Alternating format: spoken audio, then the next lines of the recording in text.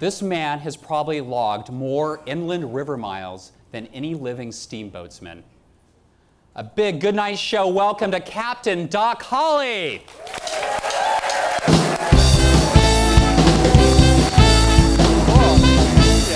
Please make yourself at home.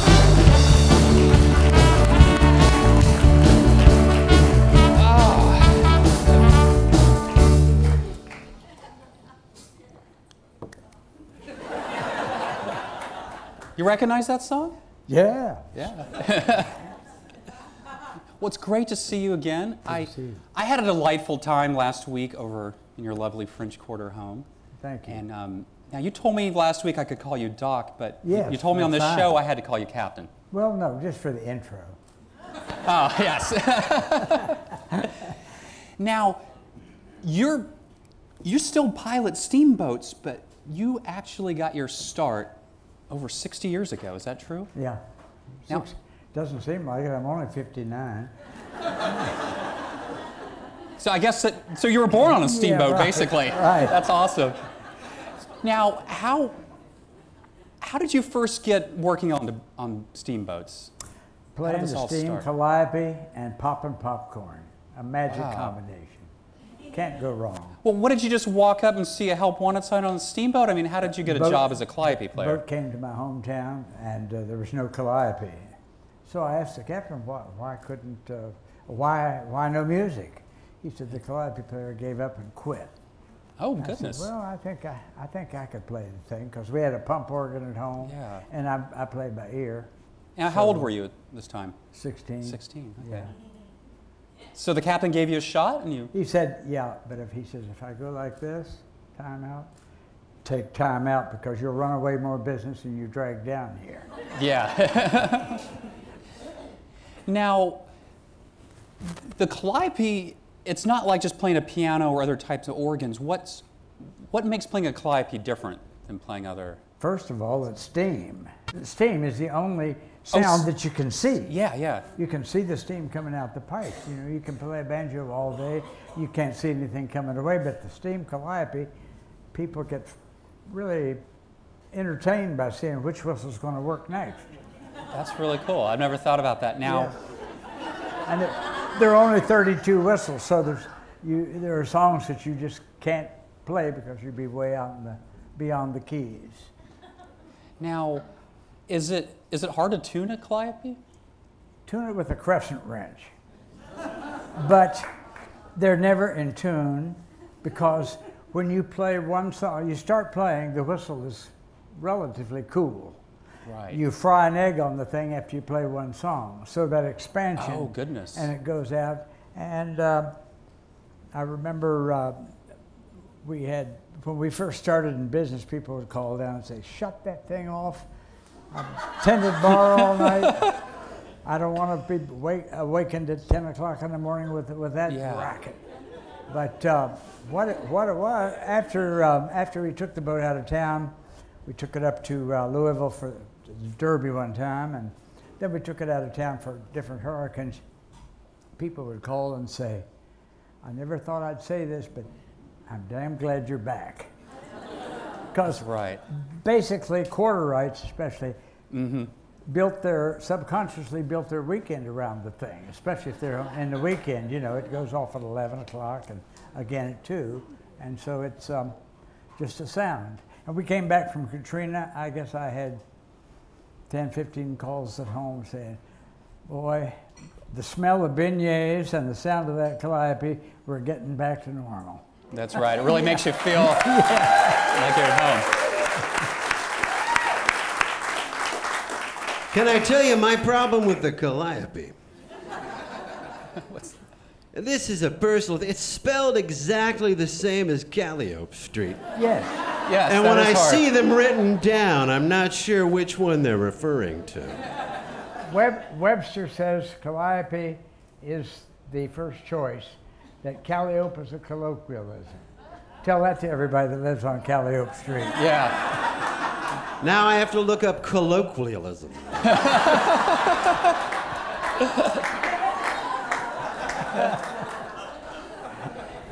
Now, so you were young, you were 16, and you got spend summers traveling up all these rivers, and you told me something really interesting. This was back in the 50s.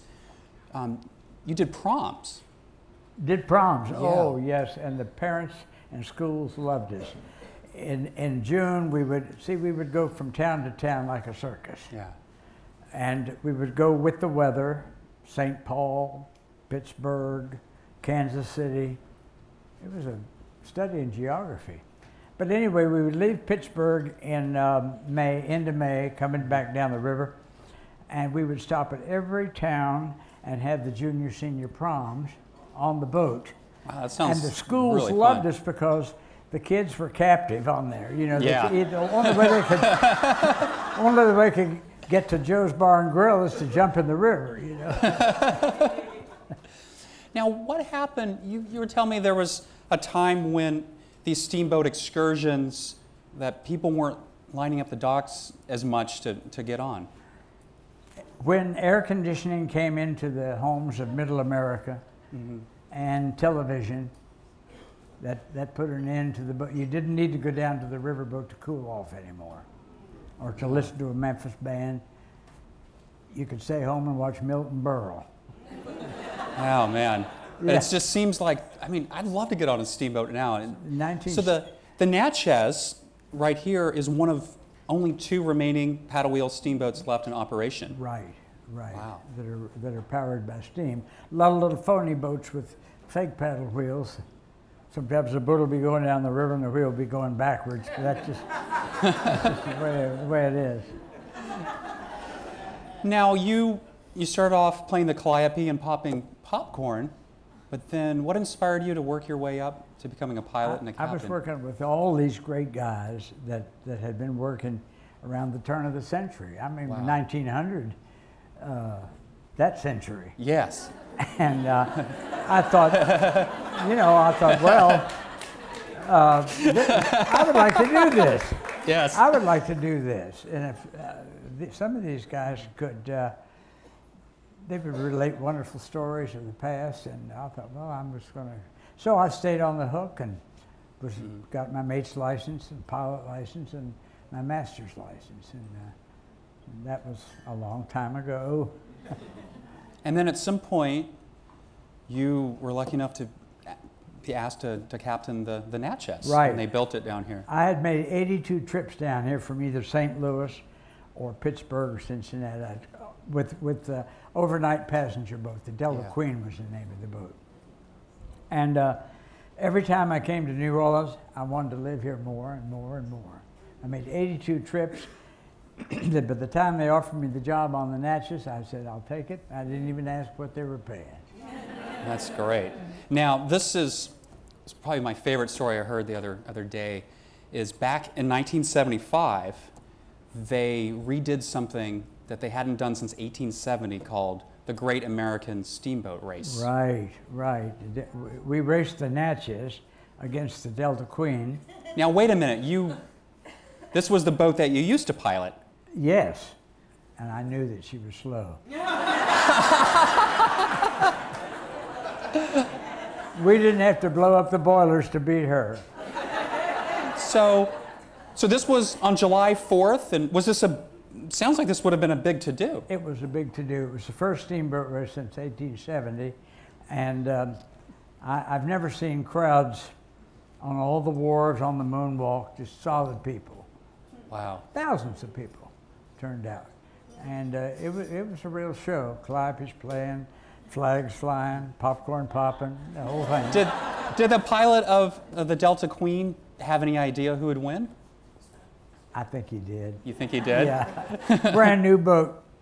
Natchez was a brand new boat at that time. The Delta Queen was 50 years old at that time. So, but the interesting race was that 1870 race between the Robert E. Lee Because and it was a Natchez. much longer race. Right? 1,200 miles one way. Wow. It was a grudge match between 2 captains. It was a grudge match.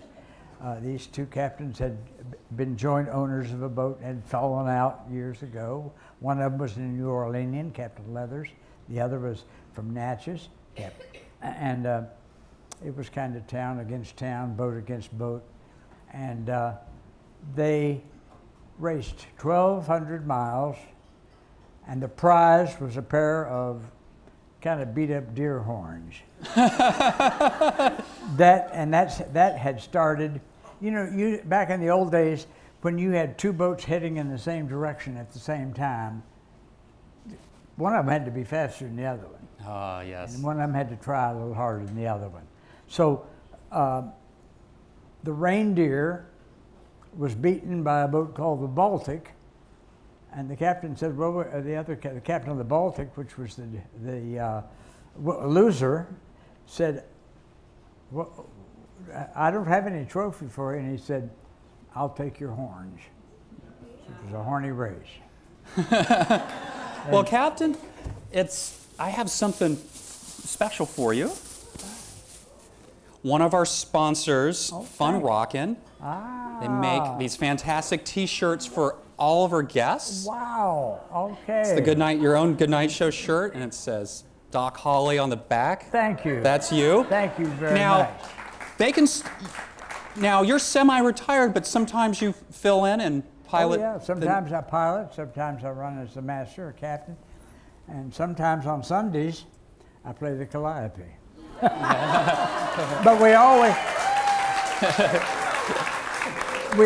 always shut the thing off at 11 o'clock sharp because you don't want to tear up that mass at the cathedral with Sweet Georgia Brown. It just doesn't mix up. Well, ladies and gentlemen, we're going to be right back after this short commercial break, but let's hear it again for Captain Doc Hawley.